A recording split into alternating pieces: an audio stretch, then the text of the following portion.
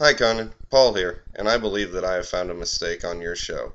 The other night you were making fun of the replacement NFL refs, which I can't disagree with because they are very, very terrible.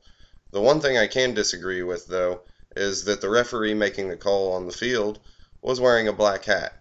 This is incorrect. The only officials wearing a black hat are the head linesman, the line judge, the side judge, the back judge, and the field judge. The referee, however, wears a white hat. This was instated back in 1988 by the NFL when they decided to go to the high school and college rules. I'm sorry, I'm a huge fan. I love your show, but this time I've gotcha.